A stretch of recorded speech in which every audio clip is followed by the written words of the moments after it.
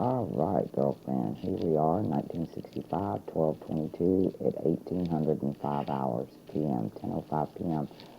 Down here in the lower left-hand corner, we are in Okinawa, Earth. So I'm going to come over here. Let's get rid of the timestamp. And let's find your sun. You are a Sagittarian. Your moon is also in here with Sagittarius with you. So you're definitely a night baby with no moon in the sky at your night either. So you have a day moon, what I call the egg moon, which whether it eclipses this day, I don't think so, because it's too far below the sun's ecliptic on this path right here, because they both wobble in and out like snakes or the double ENA helix. Your Mars is in the mouth of the goat, so your action is in the voice of the goat. So I can see your relationship, especially with Venus in the heart of the goat, and Mercury over here in the sign of the eagle or Ophiuchus, depending on how they want to lay this chart out. But to me, it's in the eagle, which is very telling, okay? This is your communication skills. So you communicate like an eagle. I don't recognize the scorpion.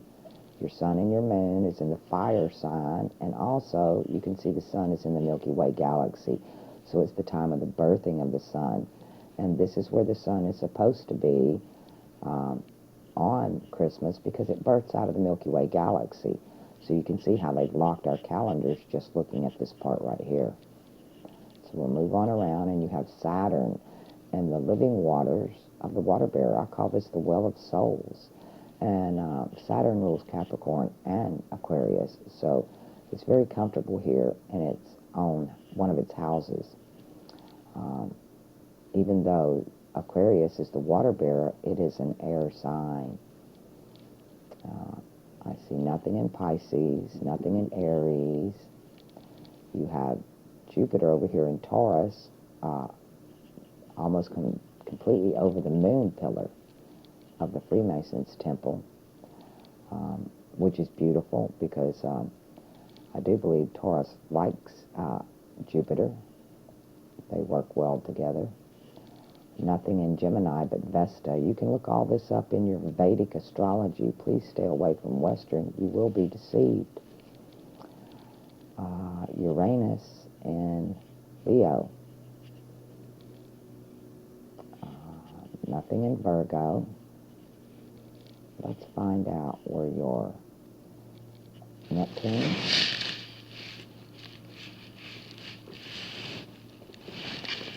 your Neptune is in the scales or the claws of the eagle. Actually, this serpent used to come down here, and this used to be a big eagle with two wings. It was the golden eagle. If you've ever seen in the old stories of Rome, they tend to play it out no matter whether it's Augustus, Julius. They're always, "Where's my eagle? I want my eagle." And this is what they're talking about. It's because it was removed. This is Greco-Roman with some Persian brought in is where they got this. But your Neptune is in what they would call Libra. So when you look in Vedic astrology, you just look in Neptune in Libra and see what the attributes of that are. And Mercury also in Scorpio. And that's how you would look those up. Let's go find Pluto.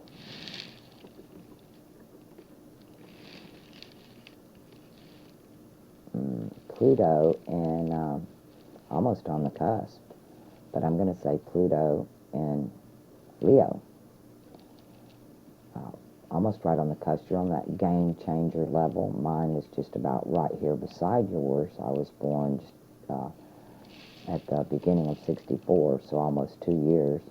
And Pluto stays in a sign for quite a long time, especially when it's going in and out of its retrograde motions. But yeah, almost in the head of Virgo. So you're right at the cusp of that game changer generation here, that when Pluto is in Virgo. But Pluto in Leo, which is the sun, is exalted here in Leo. And yet you have your subconscious mind, your Anubis, here in Leo.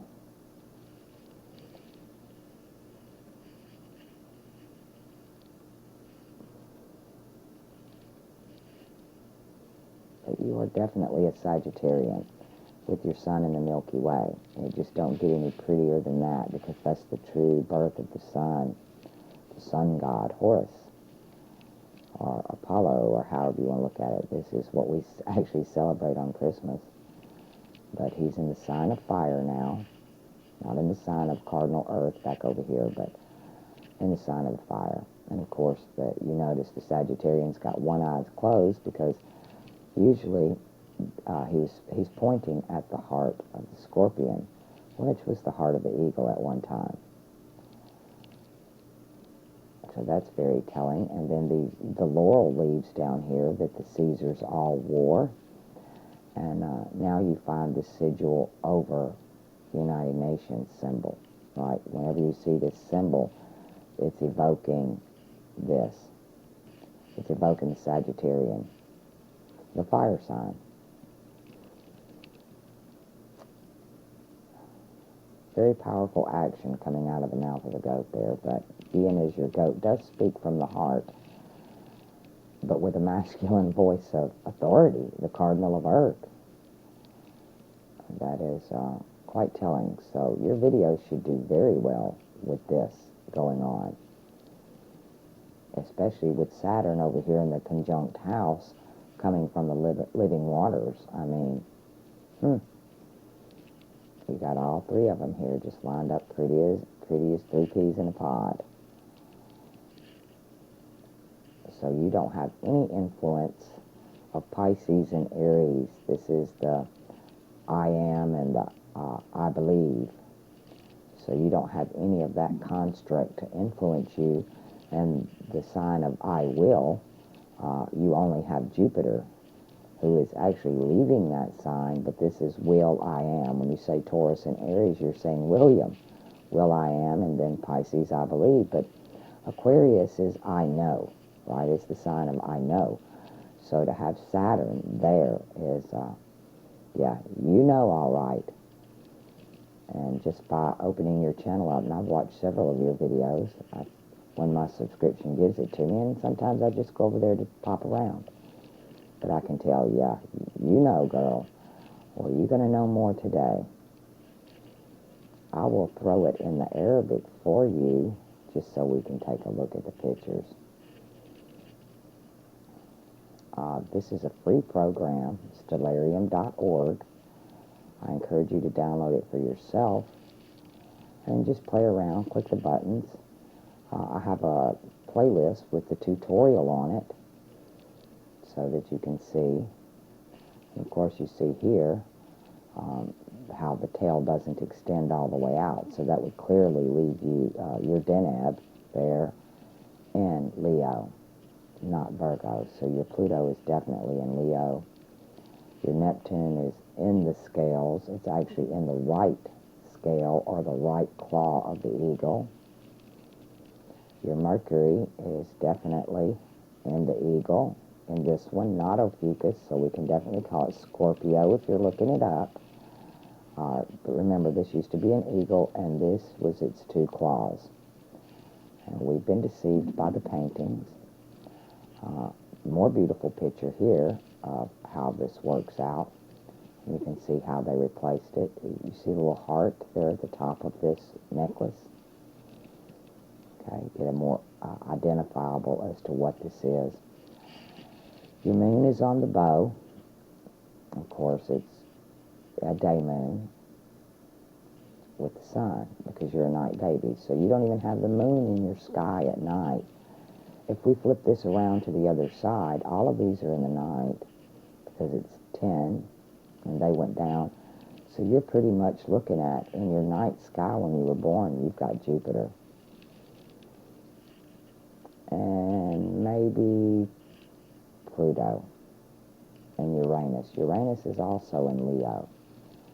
So you look up in Vedic astrology, Uranus in Leo, natal chart, and Pluto in Leo, natal chart, and you'll get a lot more definitions. But you don't, as far as over your head at night when you were born, it's just benevolence. It's nothing but Jupiter, which is quite beautiful.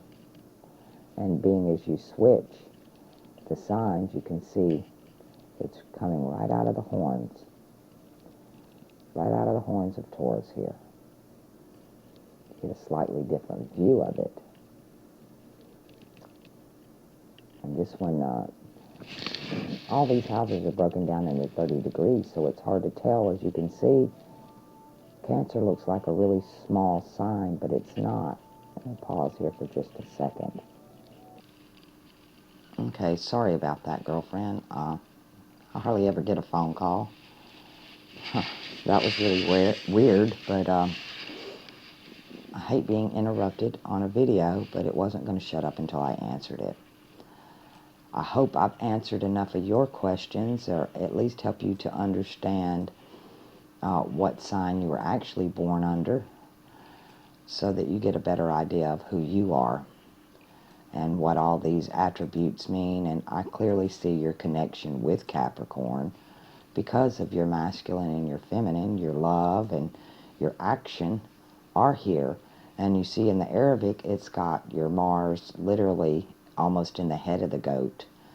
So your thinking process, your mouth, your speech also works out of that.